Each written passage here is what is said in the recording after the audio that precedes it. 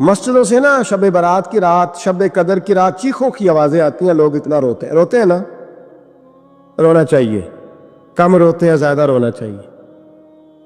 لیکن سوال یہ ہے کہ اتنا زیادہ لوگ شب برات کی رات روتے ہیں، کیا پھر سویرے بددیانتی ختم ہو جاتی ہے؟ جو رات مسجد میں کھل کے رو کے آیا ہے اس کا پروگرام ہے نا کہ اب ملاوٹ کبھی نہیں کرے گا، اب گاہکوں سے جھوٹ کبھی نہیں بولے گا، اب وہ بددیانتی کا معاملہ کبھی نہیں کرے گا. لیکن رات روتا بھی رہے اور سویرے پروگرام یہ ہو کہ میں نے پھر لوگوں کو فریب دینا ہے، داؤ لگانا ہے، تو اس نے توبہ کیا رات کے، یہاں بس یہ ایکٹنگ کر کے لوٹ آیا. آپ بازار میں جائیں تو درجنوں لوگوں نے گن مین بٹھائے ہوئے، ان کا دل نہیں کرتا کہ اضافی تنخواہ دی جائے. کیا مطلب ہے ایک آدمی کو اضافی پیسے دینے کا؟ لیکن وہاں آدمی بٹھایا جاتا ہے، اس کو تنخواہ دی جاتی ہے، اس کی روٹی کا بندوبست کیا جاتا ہے، اس کے سارے ضروریات زندگی کا خیال رکھا جاتا ہے. اور پس منظر یہ ہوتا ہے کہ ڈر لگتا ہے اگر یہ شخص نہ ہوا تو ہمارے چوری ہو جائے گی. اللہ فرماتے ہیں کہ تو جہاں سے ڈرتا ہے تجھے پتا ہے،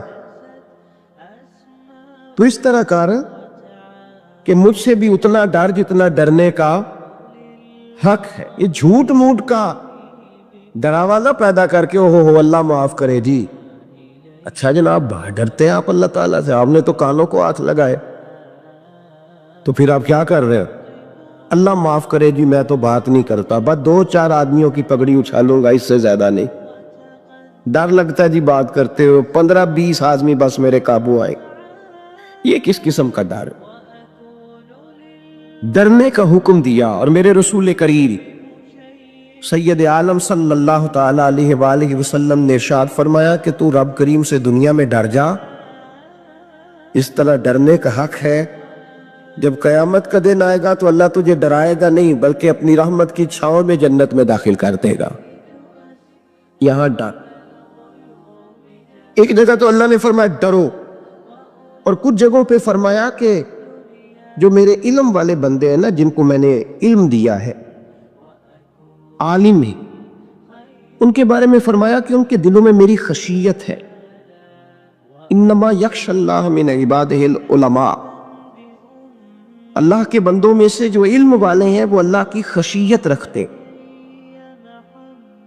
قرآن نے ایک جگہ کہا ڈرو، خوف کا لفظ بھی استعمال کیا، وَلِمَنْ خَافَ مَقَامَ رَبِّهِ جَنَّتَانِ. خوف بھی ہے اور خشیت بھی ہے. ان دونوں کا معنی ایک ہی ہے، ڈرنا. خوف کا معنی بھی اور خشیت کا معنی ڈرنا.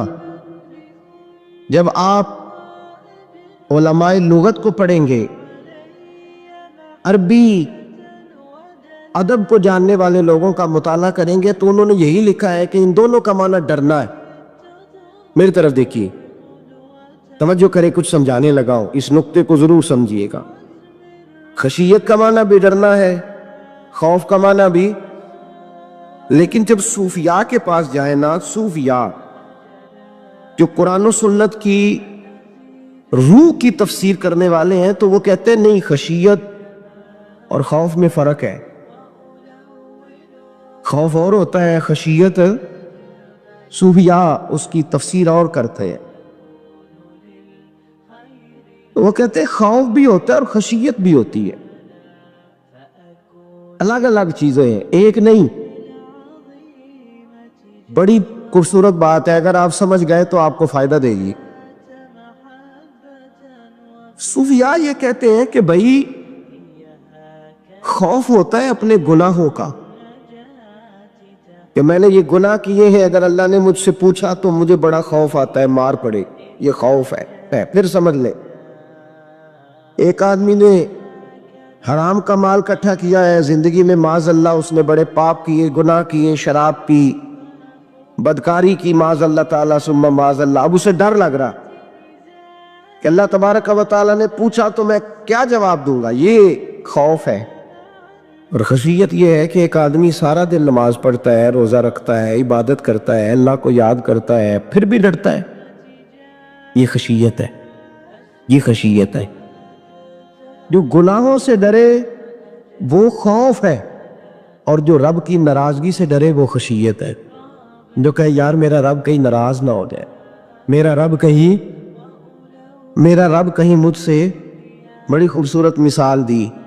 میں نے اپنے اصحاب سے پوچھا کہ حضور یہ مسئلہ کیا ہے؟ تو فرمانے لگے ایک بادشاہ نے ایک غریب کی بیٹی اسے پسند آ گئی تھی، تو اس نے عزت کے ساتھ اس سے شادی کر لی، رشتہ بھیج کے وقار کے ساتھ۔ بیٹی کا باپ اپنی بیٹی کے مقدر پر رشک کرنے لگا کہ میری بیٹی کو بادشاہ نے پسند کیا ہے، بادشاہ کے شہزادے نے رشتہ بھیج دیا ہے، شہزادہ بیاہ کے لے دیا بیٹی کو۔ 20 کنیز آئے، نوکرانیاں اس عورت کی خدمت کرنے پہ لگی ہوئی ہے، اس کا ہر حکم ماننے کو تیار ہے، لیکن وہ بی بی سویرے بھی رو پڑتی ہے اور شام کو بھی رو پڑتی ہے، وہ روتی رہتی ہے۔ اس سے کسی نے پوچھ لیا کہ بیبری تو روتی کیوں ہے؟ 20 کنیز آئے ہیں، گھر میں سکون ہے، ہر شے ہے، تو روتی کیوں ہے؟ تو وہ کہنے لگی اصل بات یہ ہے کہ جو کچھ مجھے ملا ہے میں اس کے قابل نہیں تھی، تو میں ڈرتی ہوں میرا سائی کہیں ناراض نہ ہو جائے، وہ ناراض نہ ہو جائے، میں قابل نہیں تھی، میری اوقات نہیں تھی۔ یہ من عالم کے من دانم، میں جو ہوں اس کا مجھے پتا تو ہے، اس نے میری حیثیت سے، میری اوقات سے، میرے ظرف سے، میری محنت سے بڑا بڑھ کے مجھے عطا کر دیا، میری چونکہ اوقات سے زیادہ دے دیا تو میں ڈرتی ہوں وہ ناراض نہ ہو جائے، کہیں میری یہ کھیل، یہ جو میں نے گھونسلہ بنایا ہے یہ کہیں میرا ٹوٹ نہ جائے۔ میرے بھائی، میرے رسول کریم سید عالم صلی اللہ علیہ وسلم کے امت کے اولیاء، صلحاء، صوفیاء، اتقیاء، صحابہ، اہل بیت، یہ لوگ جب روتے تھے تو یہ کوئی اس لیے نہیں روتے تھے کہ یہ آج دوپہر کو چینی میں ملاوٹ کر کے آئے ہیں تو اس لیے رو رہے ہیں رات کو، اس لیے نہیں روتے تھے کہ آج انہوں نے جو شکر بیچی ہے اور شکر کے اندر بورا ملایا ہوا تھا، اس لیے نہیں رو رہے کہ آج 10 15 20 لاکھ رشوت کا مال بینک میں جمع کر، اس لیے تھوڑی روتے تھے، یہ تو اس لیے روتے تھے کہ اللہ تو نے بڑا کچھ عطا کیا ہے، کہیں ہم سے ناراض نہ ہو جانا، یہ تو اس کی خشیت میں رو رہے تھے۔ حضرت داؤد طائی رحمت اللہ تعالی علیہ، حضرت امام جعفر صادق جو نبی پاک صلی اللہ علیہ وسلم کے نواسے، جناب داؤد طائی کی ملاقات ہوئی تو امام جعفر صادق حضور کے نواسے عرض کرنے لگے داؤد طائی یار میری بخشش کی دعا کرنا، رب مجھے معاف کر دے۔ تو حضرت داؤد طائی رحمت اللہ علیہ فرمان لگے امام صاحب آپ حضور کے نواسے ہیں، میں نے دعا کرنی ہے کہ آپ نے میرے لیے کرنی ہے؟ تو حضرت امام جعفر صادق رو پڑے، کہنے لگے یار تو نہیں کرنی ہے، اور اسی لیے تو تجھ سے دعا کرا رہا ہوں کہ کہیں ایسا نہ ہو نانا مصطفیٰ کی بارگاہ میں جاؤں تو وہ مجھے کہیں کہ میں کس طرح کا تھا تو کس طرح کا بن کے آیا ہے، یہی تو دعا کرانی ہے کہ میرے لیے دعا کر۔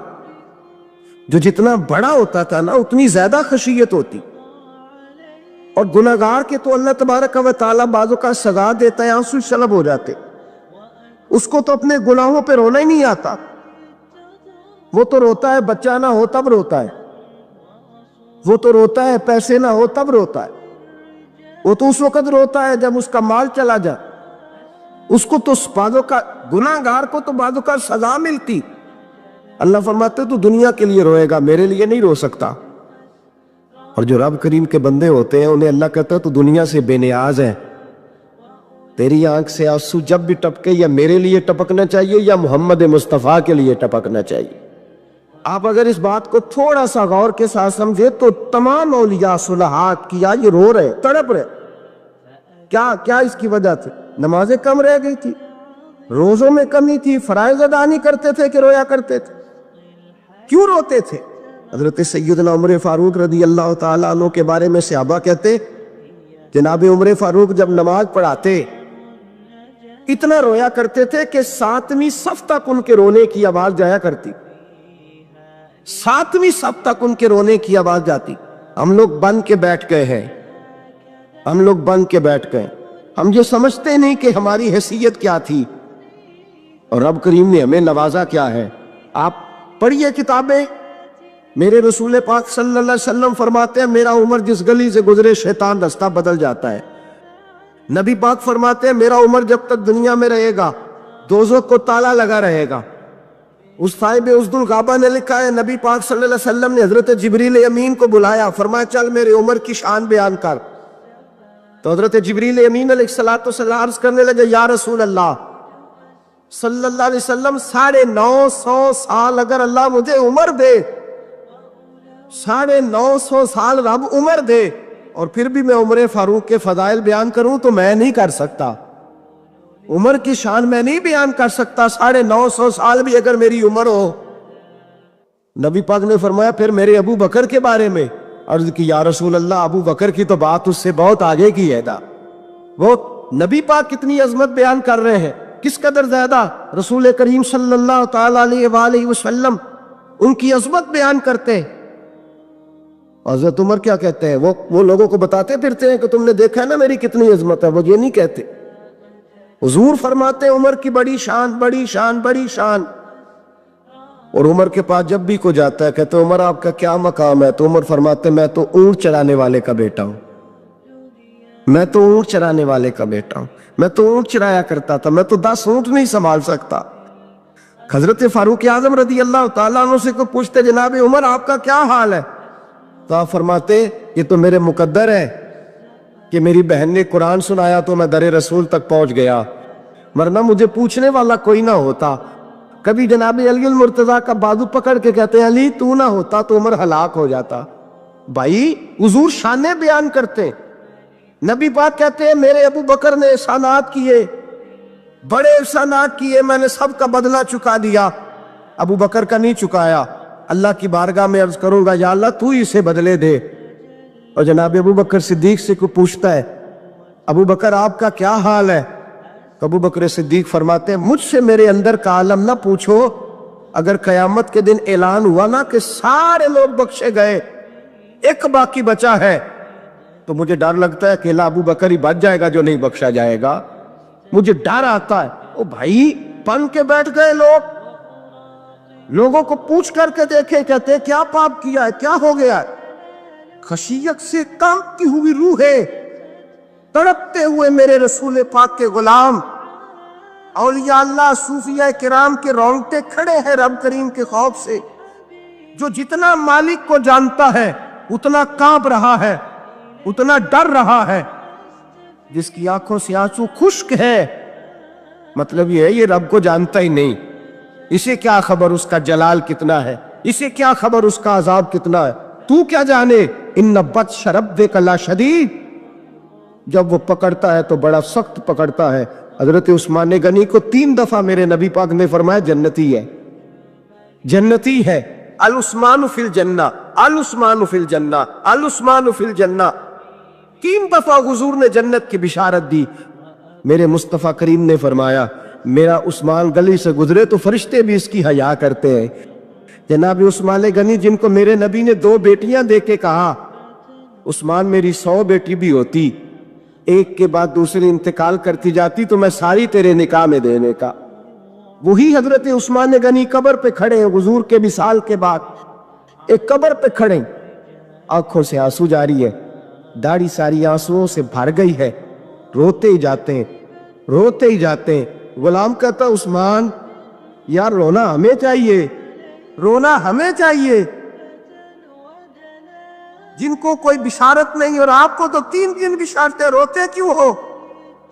جناب عثمان غنی فرمانے لگے جس مصطفیٰ نے مجھے جنت کی بشارت دی اسی رسول نے فرمایا تھا قبر آخرت کی منزلوں میں سے پہلی منزل ہے, آخرت کی منزلوں میں سے پہلی منزل. سوچتا ہوں اگر رب کریم نے عثمان سے حساب پوچھ لیا حساب کیسے دینا ہے. میرے مصطفیٰ کریم نے, یہ تو بات ہے نا جناب عمر کی, یہ تو بات ہے حضرت عمر کی, حضرت ابو بکر کی, جناب عثمان غنی کی. اور جس شیر خدا کے بارے میں نبی پاک نے فرمایا علی منی وانا بن علی, فرمایا علی اور میں 2 نہیں, میں علی ہوں اور علی میں ہے. جن کو فرمایا من کنت مولا ہوں فہذا علی مولا, اس کا میں مولا اس کا علی بھی, اس کا علی بھی. جس مولا علی شیر خدا کو یہ درجہ دیا वली मुर्तज़ा उठे हैं, नमाज का वुजू किया है, मुसल्ले की जानिब जाने लगे तो जनाब अली का वजूद थर थर कांपने लगा, सुबह बरसने लगे। हज़रत सैयदना इमाम हसन आगे बढ़े, अब्बा जी क्या हुआ? और मैं हसन डर रहा हूं, मालिक की बारगाह में जा रहा हूं, कहीं रब अली को धुतकार ही ना दे, कहीं मालिक अली से हिसाब ही ना पूछ ले, कहीं अल्लाह तबारक व तआला नाराजगी की नजर से ना दे। ओ भाई, हम लोग इतने दलेर, इतने तगड़े, इतने स्याह, इतने अक्लमंद, इतने गुनाहों के पीछे पहाड़ है कि मजाल है कोई एक कतरा वो आंसू जो हमने संभाल के रखे हैं दुनियादारी पे बहाने के लिए। कभी अपना हिसाब कर, कभी सोच। रोज शिकवा करता है, कहता है मेरे पास पैसे नहीं, गाड़ी नहीं, कार नहीं, कोठी नहीं, सरमाया नहीं। कभी सोच, जो कुछ है अगर रब करीम मेरे और आपके अमाल देखे तो हमारी हैसियत है कि वो सारा कुछ हमें दिया जाता, हमारी औकात थी कि वो हमें दिया जाता जो उसने दिया है। टटोल के देखें, उम्र गुजर गई शिकवे करते, जरा पलट के देखें, अगर हमारे गुनाह और हमारी नेकियां इकट्ठी की जाए तो हम जजा वाले नहीं सजा वाले निकलते हैं माज अल्लाह। मामूर गजनवी बड़ा प्यार करते थे अय्याज के साथ, बड़ा प्यार करते थे, नवाजा करते थे, रोज कोई ना कोई तोहफा मिलता था अय्याज को। कुछ हसद करने वालों ने कहा महमूद तू इसे तोहफे देता है और ये जंगल में असला इकट्ठा कर रहा है कि तेरे खिलाफ अलहदा से फौज तैयार कर रहा है, कुछ वक्त आएगा ये तुझे छोड़ के अलहदा से बादशाही का दावा कर दे। मामू गजनवी कहने लगे ये किस तरह की बात? क्या तुम्हें पता है कि अय्याज असर से लेकर इशा तक कहाँ रहता है? मामूद कहने लगे यार वाकई मैंने कभी पूछा तो नहीं। शक का बीज बो दिया, शक का बीज बो दिया। मामूद गजनवी कहने लगे अच्छा आज मैं पीछा करूंगा, तफ्तीश करूंगा, तहकीक करूंगा कहाँ जाता है, तहकीक करूंगा। मामूद गजनवी निकले पीछा करने। असर के बाद अय्याज ने जंगल का रुख किया, मामूद भी पीछे पीछे हो लिए। कहते हैं जंगल के बीच जाके एक झोंपड़ी आई, उस झोंपड़ी के अंदर अय्याज गए, दरवाजा खोला, अंदर चले गए। मुझे बड़ा गुस्सा था कि हर बात मुझे बताता है, ये क्यों नहीं बताई। जब अय्याज अंदर गए तो मैंने जोर जोर से दरवाजा खटखटाया गुस्से के साथ। अय्याज ने दरवाजा खोला, बाहर आए, मैंने कहा पीछे हट। अय्याज पीछे हटे तो मैं अंदर चला गया। महमूद कहते हैं जब मैं अंदर गया तो मैंने उस झोंपड़ी में एक पुराना कुर्ता लटका हुआ देखा, एक टूटे हुए जूते पड़े हुए देखे, एक छोटा सा डंडा देखा, एक मटका, एक प्याला देखा। मैंने सारी तलाशी ली तो चंद टूटी फूटी पुरानी चीजें। मैंने कहा यार ये क्या है? तो कहते हैं याज कहने लगा बादशाह टटोल के देख ले, यही कुछ है जो तूने देखा हो। मैंने कहा ये है क्या? कहते हैं याज पैरों में बैठ गया, तड़प के रोने लगा, कहने लगा बादशाह ये मेरी औकात है, ये मेरी औकात है, ये मेरी औकात है, ये मेरी औकात है। का क्या मतलब? कहने लगा जिस दिन तेरे पास आया था ना तो ये मेरी कायनात थी कुल, आज तेरी मेहरबानियों ने मुझे यहां तक पहुंचा दिया है। मैं जो तेरा गद्दार नहीं ना होता, मैं जो तेरी नाफरमानी नहीं करता, इसलिए नहीं करता कि मैं हर शाम आके अपनी औकात याद करता हूं और फिर मुझे रोज रात को मेरा नफ्स कहता है इसका वफादार रहना, इसका वफादार रहना। तो इस हाल में था जब आया था, अगर ये बिगड़ गया तो फिर तुझे अपनी औकात का पता है ना। महमूद गजनवी ने सीने से लगाया, कहने लगे आज तक तू बचा भी इसलिए है कि तू अपनी औकात नहीं भूला। मुल्ला रूमी कहता है अपनी औकात याद रख, तू क्या था। तुझे एक रात सोने न दे तो अपनी टांगों पे खड़ा नहीं हो सकता, तेरी वो आंख ले जाए तो कुछ नहीं कर सकता, वो तुझे माजूर कर दे तो कुछ नहीं कर सकता। 30-30 साल के ऊंचे 7 फुट कद के जवान उसने फालक ज़दा करके अस्पतालों में डाल दिए, वो कुछ ना कर सके। बड़े बड़े पहलवान جو کہتے تھے کہ ہم اٹھے تو دنیا اٹھتی ہے، اس نے پھینک دیے من و مٹی کے نیچے، کچھ نہ کر سکے۔ اپنی حیثیت نہ بھول۔ میرے رسول کریم سید عالم صلی اللہ علیہ وسلم نے فرمایا دو باتوں میں لوگ دھوکے میں ہیں، اوکے میں ہے، اوکے میں ہے، دھوکے میں۔ یا رسول اللہ کون سی؟ فرمایا جو صحت مند ہے وہ دھوکے میں ہے، وہ سمجھتا ہے میں کبھی بیمار ہی نہیں ہوں گا، مجھے روز اسی طرح نیند آئے گی جس طرح اب آتی ہے، میں روز اسی طرح اٹھوں گا جیسے اب اٹھتا ہوں، میں اتنا ہی لمبا چوڑا رہوں گا جس طرح آج ہوں، میرا حسن اسی طرح قائم رہے گا جیسے آج ہوں۔ تو دھوکے میں ہے، دھوکے میں۔ بڑے بڑے آئے اور بڑے بڑے مٹی کا ڈھیر ہو گئے، فنا ہو گئے، کل من علیہ فان، فنا ہو گئے، کوئی پوچھنے والا نہ رہا۔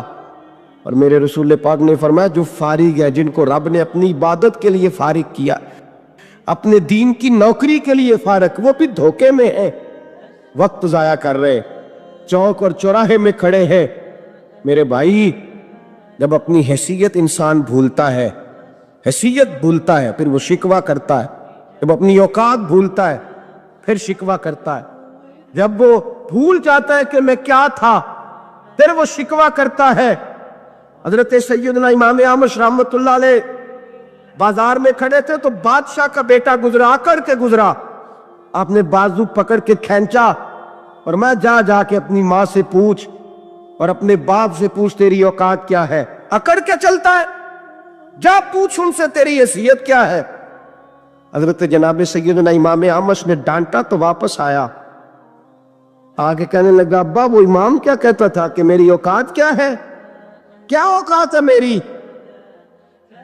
تو باپ اور ماں دونوں گھورنے لگے، کہنے لگے بیٹے ہمارے پاس دولت بھی تھی، گھر بھی تھا، مکان بھی تھا، جائیدادیں بھی تھی، بادشاہت بھی تھی، پر ہم دنیا کے دروازوں سے بھیک مانگ مانگ کے تھک گئے تھے۔ عرش کا مالک ایک بیٹا عطا نہیں کرتا تھا، ایک بیٹی نہیں دیتا تھا، تھک گئے تھے، روتے تھے، سسکتے تھے۔ پھر وہی امام احمد جنہوں نے آج تجھے گلی میں کھڑا کیا ہے، اس کے دروازے پہ جا کے بیٹھ گئے۔ ہم نے کہا رب ناراض ہو گیا، دعا کرو ہم سے راضی ہو جائے، چلو زیادہ نہیں، ایک لال ہی ہمیں دے دے۔ کہ امام اعمش دعائیں کیا کرتے تھے تو تب اللہ پاک نے تو ہمیں عطا کیا تھا تیری۔ او بھائی، یہ جو ایمان ہوتا ہے یہ بندے کو طاقتور کرتا ہے، بندہ مضبوط ہو جاتا ہے۔ مجھے بتائیے نا، جب ایمان پکا ہو کہ روزی دینے والا اللہ ہے تو پھر بندہ کسی مالدار آدمی کے پیچھے کبھی بھاگتا ہے، کبھی کسی بڑے آدمی سے ڈرتا ہے؟ جب اسے پتا ہو کہ عزت اور ذلت اللہ کے دست قدرت میں، پھر وہ سیاستیں، سازشیں یہ کام کرتا ہے۔ تو پہلے تو مضبوطی ایمان درکار ہے ہمارے بچوں کے اندر، ہمارے مزاجوں کے اندر۔ جب تک وہ مضبوطی ایمان، حضرت مولا علی شیر خدا کرم اللہ تعالی وجہ ان کریم ایک دفعہ بڑے علین ہو گئے، کمزوری آ جاتی ہے، بندہ بیمار ہو جاتا ہے۔ تو ہمارے ہاں بیمار لوگ بعض اوقات ایسا جملہ بولتے ہیں جو کفر کے زمرے میں چلا جاتا ہے۔ آپ پریشان ضرور ہیں، تکلیف میں ضرور ہیں، لیکن آپ بات وہی کریں گے جو شریعت اجازت دیتی۔ حضرت علی شیر خدا شدید علیل تھے، ایک صحابی تیمارداری کرنے گئے تو حضرت مولا علی کا چہرہ دیکھ کے پریشان ہو گئے، کہنے لگے آپ تو بڑے سخت علیل ہیں، اللہ خیر کرے، اللہ تعالیٰ آپ کو صحت دے۔ تو حضرت علی کہنے لگے تو فکر نہ کر، مجھے اس بیماری سے کچھ بھی نہیں ہوگا۔ نے کہا کیوں؟ فرمانے لگے مجھے نبی پاک علیہ السلام نے فرمایا تھا علی اس وقت دنیا سے جاؤ گے جب داڑھی خون سے رنگین ہو جائے گی، تو اس کا مطلب ہے میں خنجر کے وار کے ساتھ شہید کیا جاؤں گا، میں بیماری سے دنیا میں نہیں جاؤں گا، میں یہ بیماری سے مجھے کچھ بھی نہیں ہوگا، اللہ مجھے شفا دے دے گا۔ چونکہ حضور نے فرمایا کہ ساڈے نبی دی زبان ساڈے واسطے قرآن، تو سب سے پہلے تو اپنے ایمان کے اندر، توکل کے اندر مضبوطی پیدا کرے۔ مسلمان دیکھو نا، نماز پڑھنے سے روزی میں برکت ہوتی ہے، تو پھر اس کا مطلب یہ ہے کہ جب ٹائم آئے نا نماز کا تو گاہک جتنے مرضی کھڑے ہوں پھر دکان بند کرنی چاہیے، پھر نماز پڑھنی چاہیے، کیونکہ روزی تو اللہ نے دینی ہے، گاہکوں نے تو دینی۔ تو سب سے پہلے ضروری ہے مضبوطی ایمان، توکل، اللہ کی ذات پر بھروسہ۔ آپ کبھی میدان کربلا کا پورا نقشہ اپنے سامنے رکھیں نا، دو چیزیں ہیں، امام حسین کو نظر آ رہا ہے اب شہادت ہو جائے گی، اتنی بڑی فوج آئی ہے، خدا کی حکمت کے تقاضے سمجھ میں آ رہے ہیں، حالات کیا ہوں گے سمجھ آ رہی، پر ایک لمحے کے لیے بھی ان کا توکل کمزور نہیں ہوا۔ اپنے رب پر جو مضبوط بھروسہ ہے. سیدہ طیبہ طاہرہ حضرت فاطمہ الزہرا رضی اللہ تعالیٰ عنہ اونٹ کے بالوں کی بنی ہوئی چادر اوڑھ کر چکی پیس رہی تھی. یا بیوی بڑا روتی ہے، غریبی بڑی ہے، بڑی غریبی ہے. حالانکہ اب کون بندہ پیون والے کپڑے پہنتا ہے جی؟ اب تو بڑی مشکل سے وہ لوگ ملتے ہیں جو جوتا ٹوٹ جائے تو گانٹھ کے پہنے، ورنہ تو نئے جوتے آ جاتے ہیں. حضرت سیدہ پاک اونٹ کے بالوں کی بنی ہوئی چادر اوڑھ کے چکی پیس رہی تھی. نبی پاک صلی اللہ علیہ وسلم نے دیکھا، آنکھوں میں آنسو ضرور آئے، پر محبوب نے فرمایا فاطمہ دنیا میں تھوڑی سی تکلیف برداشت کرو، قیامت کی ساری عزت اللہ آپ کو ہی عطا فرمائے گا.